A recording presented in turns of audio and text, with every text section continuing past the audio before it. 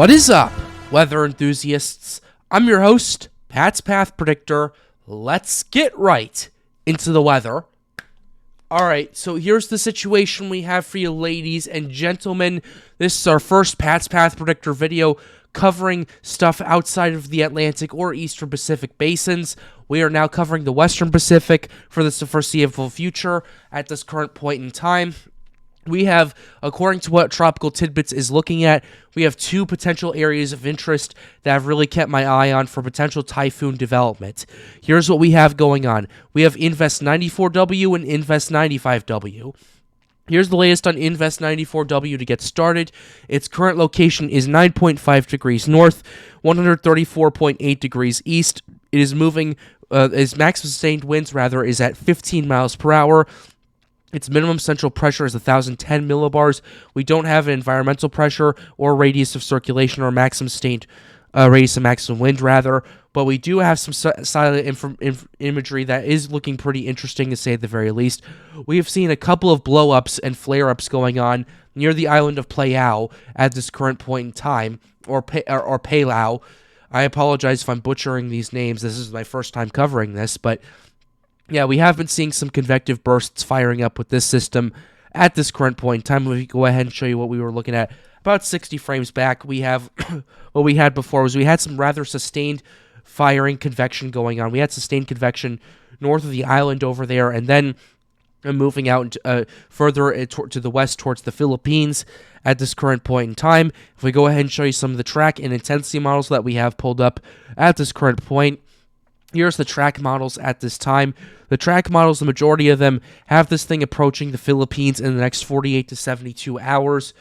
Mainly the NavGem and the European are having this thing really pushing mainly west-southwest. The GFS is taking more of a southwest turn down the road. However, I'm just completely ruling that out, primarily because you don't really see the track like that, especially down the road, unless there's like a relocation of the center or something like that. But in the meantime, I'm not really trusting the GFS. NavGem and European go out about 48 hours, and they still have this potentially getting towards the Philippines at this current point in time. If we go ahead and show you the intensity models, the intensity models mainly don't have this thing intensifying that much. There is one outlier that has really having this thing intensify down to like a 980s, 970s millibar system as it's approaching the Philippines, but this is mainly the outlier at this current point in time, and something that I'm not particularly taking that much invest into at this current point in time, and I'm mainly expecting this to really remain around tropical depression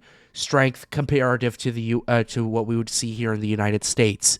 So that's what we have with Invest 94W that is approaching the Philippines. The main threat for you guys, especially in the southeastern Filipino islands, is basically the big threat is mainly some heavy rain that may be associated with this, and maybe a little bit of gusty winds. But I am not particularly that concerned about Invest 94W at this current point in time.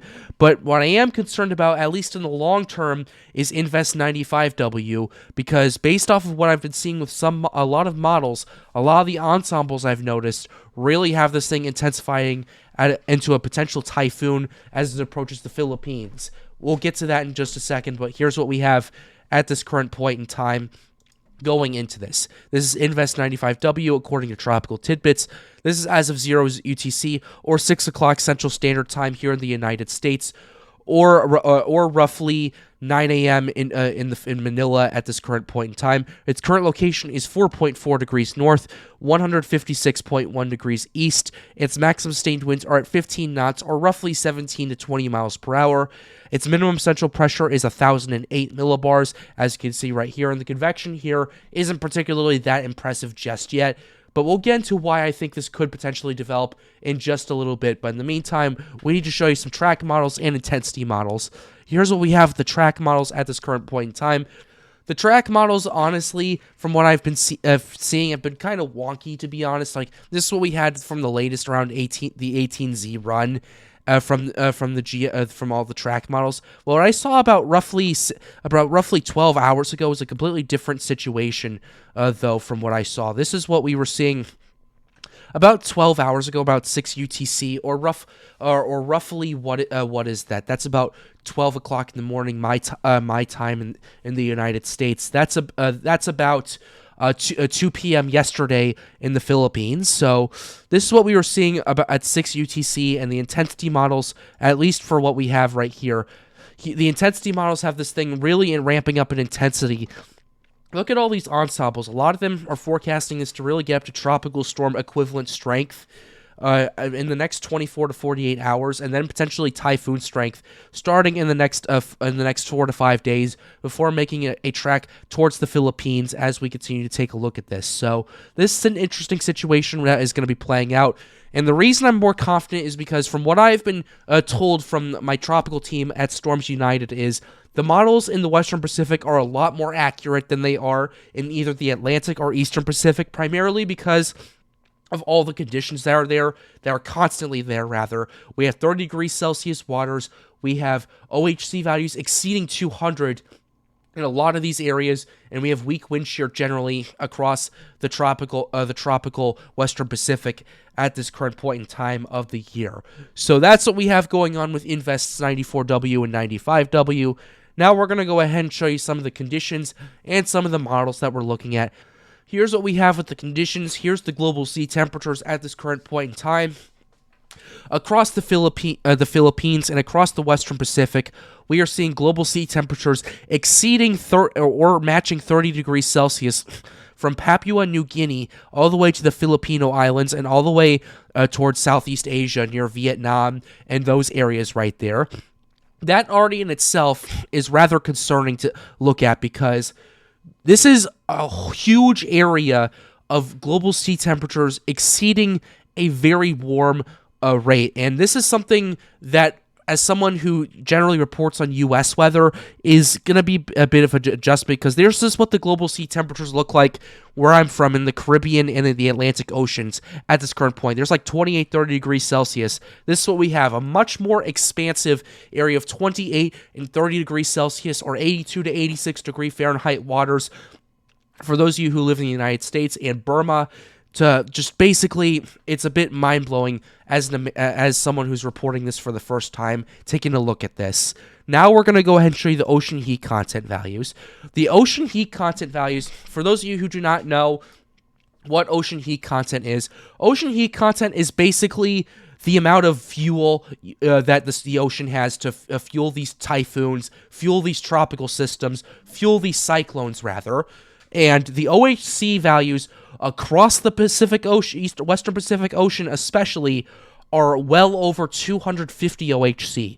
How this is calculated is basically the sea surface temperature at the surface, basically self-explanatory, and how deep down that goes. In a lot of these areas in the Western Pacific, these waters go very deep. If we go ahead and show you what I'm looking at this current point, this is where all the 80 plus degree Fahrenheit waters are.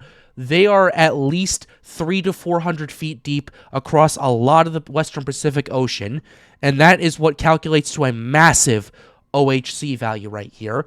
And ladies and gentlemen, this is quite extraordinary right here, primarily because this is also an El Nino year as well, because a lot of the extremely warm water mainly stays off the coast of South America. But at least this year around, we have a lot of OHC going into these two areas of interest. Invest 94L, I'm not particularly that concerned about, but 95L, I am absolutely concerned about, primarily because of these conditions right here.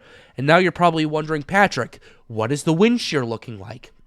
Well, here's what we have going on with the wind shear for the Western Pacific, and pretty much where 94 and 95L are right now, they are in incredibly weak wind shear. Heck, if we go ahead and show you what we were looking at in the last 24 hours, this is primarily a very consistent band of wind shear that just stays there, low wind shear rather. There is a little bit of fluctuations to the sides of it, but it's very consistent, pretty much in the area where there's a lot of convection and there's a lot of typhoon organization and development.